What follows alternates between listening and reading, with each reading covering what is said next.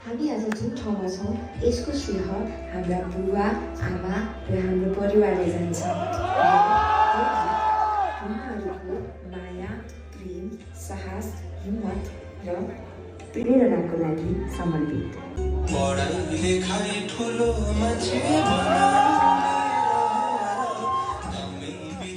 आफ्नो जीवनको छोरा